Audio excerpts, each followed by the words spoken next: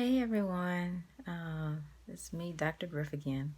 I'm Benita, and I just wanted to talk to you all about um, my doctoral program, why I chose to pursue my doctorate, um, what I liked about the program, why I chose it, and what I'm doing with my doctorate.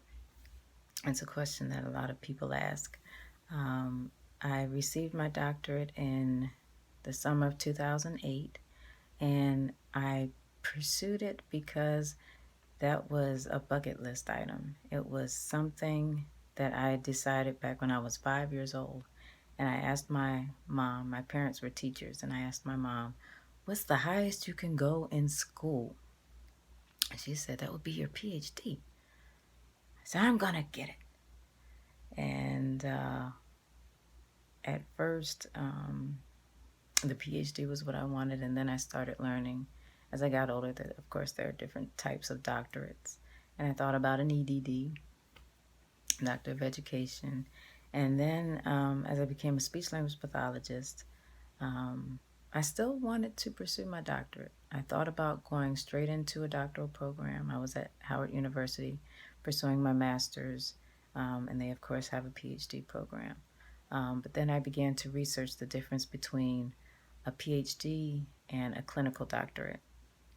I love writing, but I did not at the time desire to write a dissertation or engage in a lot of research. So I chose a clinical doctorate. And about 4 years after I received my master's, I started looking into doctoral programs. At first, I knew it had to be a doctoral program that fit in with my schedule. I was a full-time working speech language pathologist. I did not want to stop work and have to live off of student loans solely in order to pursue this doctorate. Um, I wanted to keep my skill set. I wanted to keep practicing. And I found the distance program at Nova Southeastern University. And this distance program allowed you to work from home. So I registered, well, registered after I was accepted. And I had to take, thinking I may have had to take the GRE again. I had to take it for Howard. I had to take it for this program. But the way the program was set up, they shipped the technology to you. And back then, they sent you the tower, the monitor. It wasn't as it is now. I think that was 2004. And where you can just use your webcam and a laptop. So they would test whatever technology you had. If it didn't measure up, they would ship you another computer and a webcam. So the classes were online all day on Saturday, all day on Sunday. But I received a religious exception for Sundays.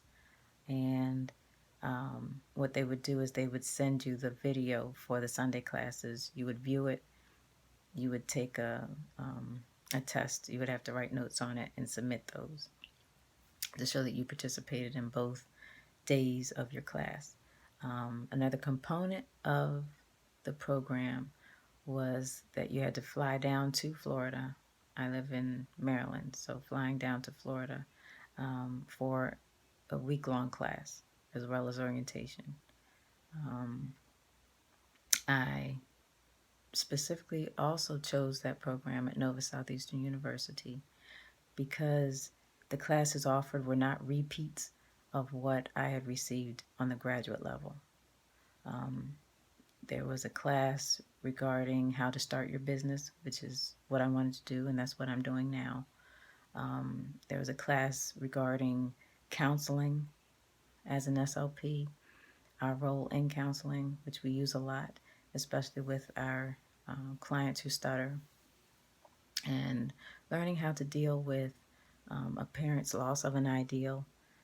I've worked with children with autism and worked in homes with my private practice, and parents share with you how they feel.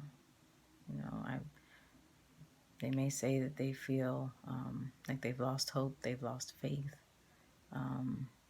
and you have to be able to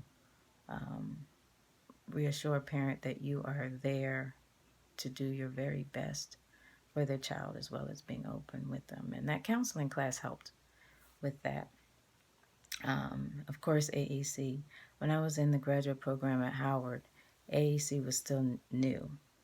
And for those who don't know, if there's someone who's not in the field of speech-language pathology watching this video, AAC is augmentative and alternative communication.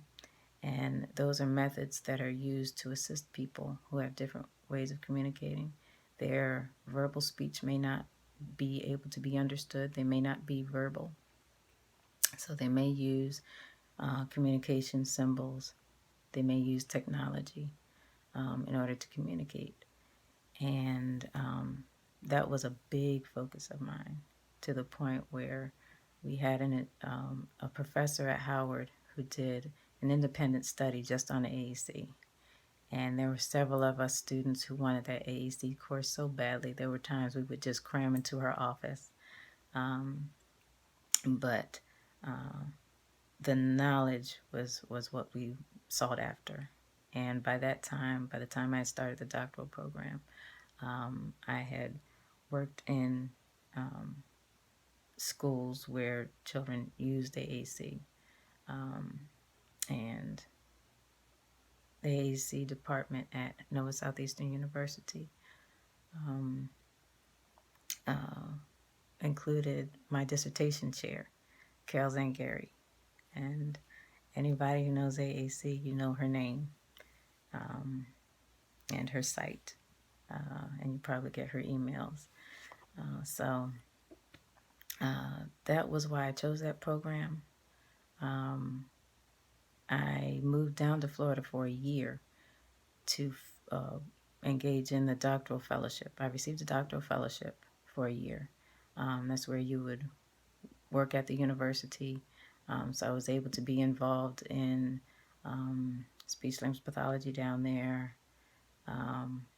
as well as other aspects of the university, different types of research, working with different professors, and of course meeting other fellows. So I met people outside of the SLPD, which I didn't mention before. This was a clinical doctorate, so it's not a PhD, it's an SLPD.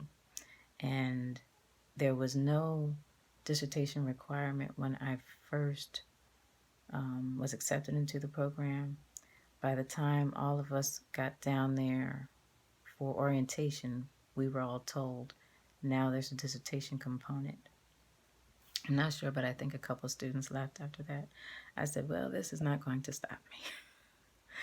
So I wrote my dissertation, and it focused on the efficacy of graduate students with performing the AAC strategy of aided language stimulation. And aided language stimulation is where you use the communication method of your client to, during speech, during a conversation, while reading a book. You can use this while you use adapted books, but you're using that communication method as a way of modeling, and can also help with understanding. So I'll touch on aided language stimulation more, and there are a host of videos regarding how it's done, what it looks like, with various communication methods. But I enjoyed the program. After that 1 year of living down there, I did move back to Maryland.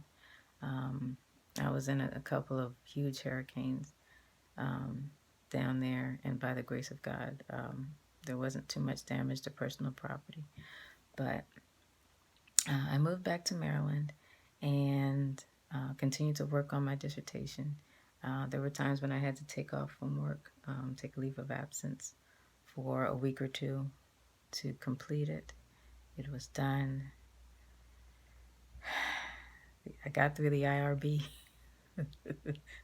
Institutional Review Board, for those who aren't familiar with the process. They make sure that if you've used human subjects, that you're treating people fairly, and making sure your dissertation is how it's supposed to be. So I had to get the editor, and I had to get my statistician, and it was a lot, but it got done. And so now we'll move on to the last part. What am I doing with my doctorate? I have applied to different positions, since I got my doctorate, as a professor. But deep down, I knew that I didn't want a full professorship, and I believe that's why I never received that. I do enjoy working with graduate students. I enjoy mentoring, and I enjoy teaching. I've done guest lecturing before, especially in the area of AAC, especially in schools, and that's what I enjoy the most. But working full-time at a university is not my calling. So with my doctorate, yes, I've started my private practice, and even though my regular private practice ended, I am an independent contractor. This is where I need to be in life right now. And so with my doctorate, I continue to work. I've gotten questions from a lot of SLPs. Why would you get a doctorate if you're not going to be a professor? Why would you get a doctorate if you're not going to do X, Y, Z? But if that's something you really want to do, pursue it, regardless of what other people think your reason should be. Do it for yourself. And that's what I did. My mom used to always say, there's no room in life for regrets. And I do not regret pursuing the doctorate. I would regret not pursuing it. So those are the things that I've done with my doctorate. I have supervised, but a professorship is not something that I'm looking to pursue. But I would continue to do guest lecturing and mentoring. You don't need your doctorate for that, but that's what I have. I worked for it. I'm proud of it. And I gained a lot of knowledge. It was God's will. He chose the program. I prayed before applying, and everything went through. Even the bumps, even the hardships. You can tell when you're doing something that's the Lord's will. He will move you through those obstacles, and you'll get through, and you will succeed. And I succeeded in Jesus' name. So that's my little blurb about why I chose my doctorate, what program I chose, why I chose it, and what I enjoyed about that program. And I hope you enjoyed this. In the description box, my daughter has asked me to include a link for her videos. She's a child. Chrissy's Pink Playhouse, a little 7-year-old. So if you have kids, the link will be down there, and I'll go ahead and include one for my husband's channel. He doesn't post videos anymore, but it was Daddy and Chrissy Cooks. Daddy and Chrissy Cook. Okay. But thank you, everyone. See you all later. Hope you enjoyed. God bless.